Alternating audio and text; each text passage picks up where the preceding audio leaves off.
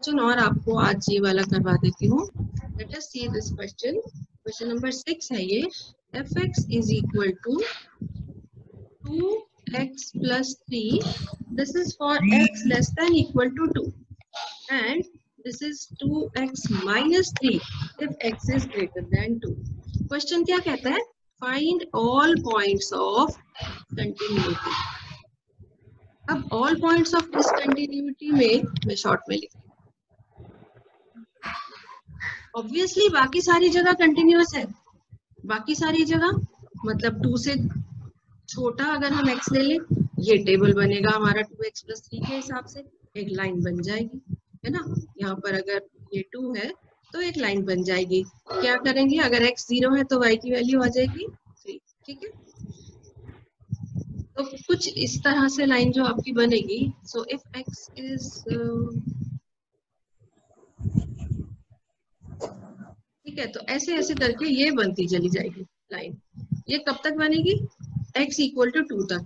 और जब हमने x ग्रेटर देन 2 पे जाना है तो ये कहाँ चली जाएगी? तो ये यहाँ आ जाएगी. इफ x इज 0, ध्यान से देखो, y इज -3 है ना. If x is 1 it is -1. तो कुछ ऐसे चली जाएगी ये लाइन.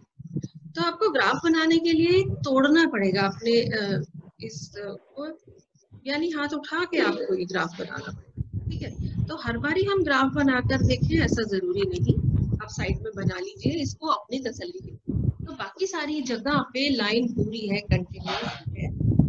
सिर्फ कहाँ डाउट है? 2 पे. मतलब ग्राफ बना के तो डाउट नहीं रहा, डिसकंटिन्यूअस दिख रहा है, लेकिन बाकी सारी जगह पे कंटिन्यूअस है. तो जब हम इसका आंसर लिखते हैं as fx is a polynomial function over real numbers, it is continuous on all points, but we need to check at x equal to 2. सिर्फ x equal to 2 पर हमें चेक करना है. तो ले लेते हैं जल्दी से. अब लेफ्ट हैंड लिमिट कहाँ से आएगी बेटा? 2x plus 3 से आएगी. और राइट हैंड लिमिट कहाँ से आएगी? 2x minus 3 से, क्योंकि यहाँ पर ग्रेटर देन 2 आ रहा है. ठीक है, तो जल्दी से इसको देख लेते हैं. Left hand limit x goes to 2 minus left hand of fx. ठीक है, यानी कि हमने लिमिट लेनी है f of what? x minus x की जगह पर हम अब लिख देंगे 2 minus और यहाँ पर लिमिट हो जाएगी h goes to 0. ठीक है, ओके. अब लेफ्ट हैंड लिमिट में जहाँ भी x था वहाँ आपको लिखना है 2 minus h. मैम, हाँ जी बोलो. मैं ये पूछ रही हूँ, अगर हम डायरेक्ट वैल्यू रख दें 2 की तो ऐसे नहीं होगा? थोड़ा जोर से बोलो बेटा. मैम मैं ये कह रही हूँ जैसे 2x plus 3 है, अगर इसमें डायरेक्ट वैल्यू अगर हम -2 रखते तो? डायरेक्ट वैल्यू आप रखें तो that will be f of -2. Yes ma'am. f of 2. ठीक है. जब हम लिमिट ले रहे हैं ना, जब हम लिमिट ले रहे हैं तो हमें इस तरह लिखना है. वो हमने 11th में सीखा है. Yes ma'am. तो हमें इसको करके दिखाना पड़ता है कि 2 से कम में जाए तो क्या होगा, 2 से ज्यादा में जाए तो क्या होगा. डायरेक्टली वैल्यू रखते हैं तो फिर वो फंक्शन की वैल्यू हो जाती है 2 पे या -2 पे या जहां भी आपको चाहिए. Okay ma'am. इसमें +3 तो आपने लिया नहीं.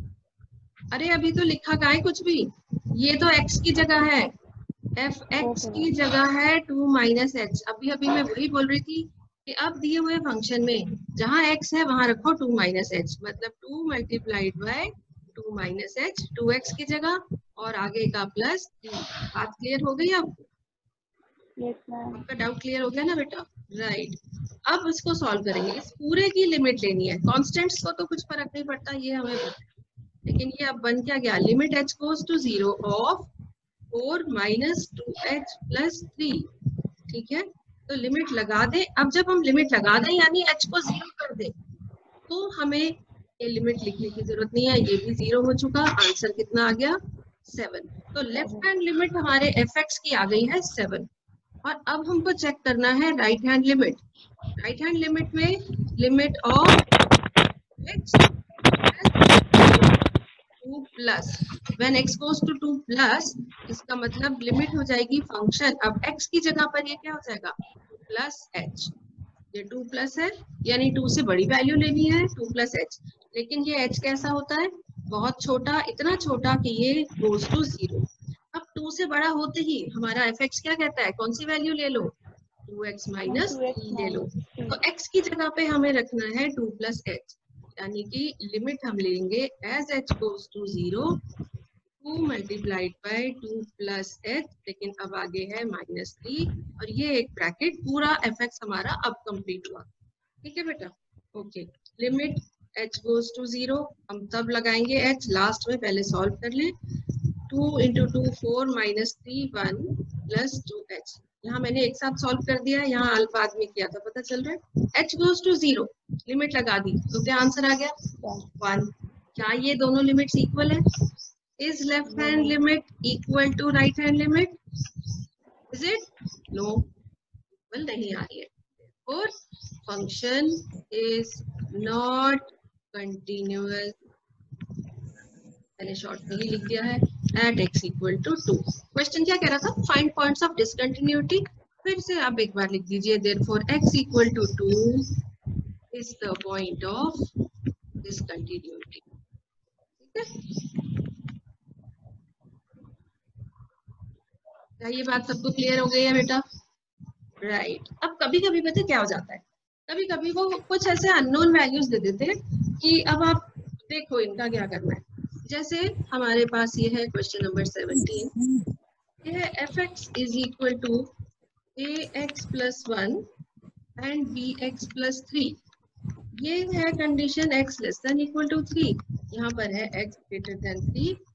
ये कहता है find relation between a and b, find relation between a and b if function यानी fx is continuous at x equal to 3।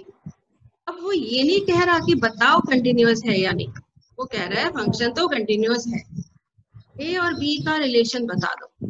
ठीक है, हम इक्वल रख के yes, very good very good very good. तो solution fx is continuous at x equal to 3, therefore left hand limit has to be equal to right hand, है ना? Left hand limit right hand limit को equal होना ही पड़ेगा क्योंकि दे रखा है continuous.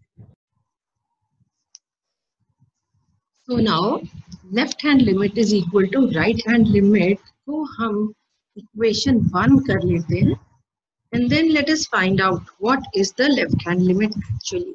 Left hand limit at x equal to 3 ही निकालनी है, तो इसका मतलब हमें क्या करना होगा, limit x goes to 3 minus of fx।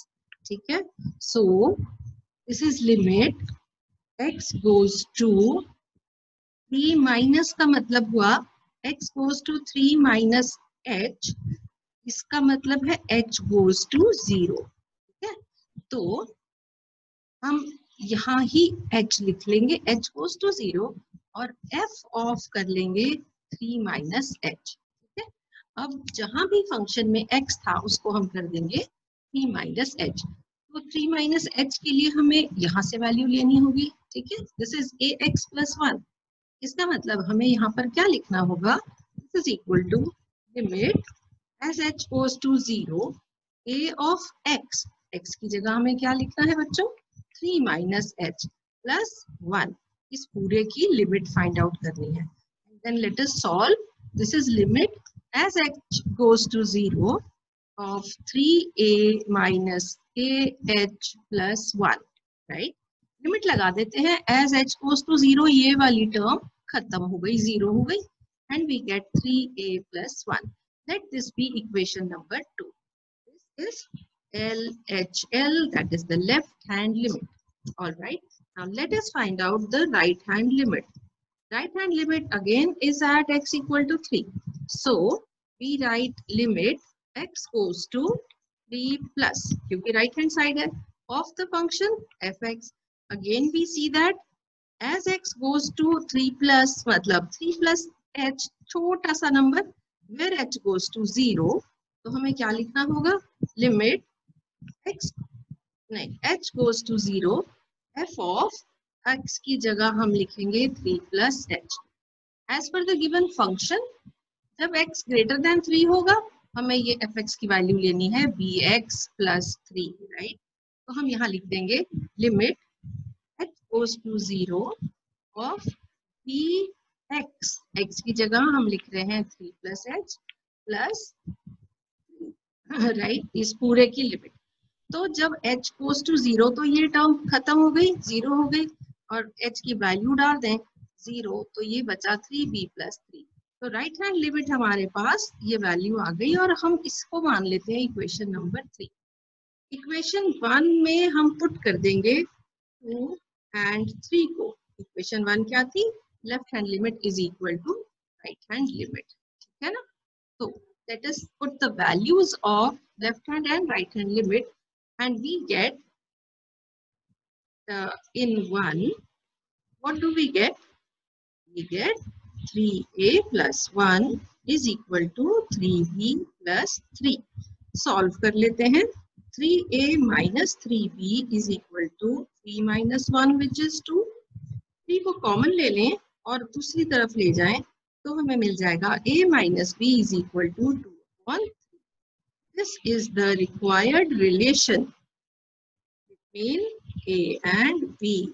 This is the required relation. हमें वैल्यू निकालने को नहीं बोला है a और b की, right? Required relation between a and b कब? When the function is continuous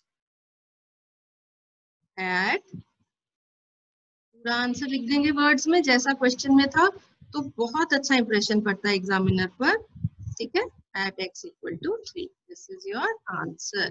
Okay, girls, understood?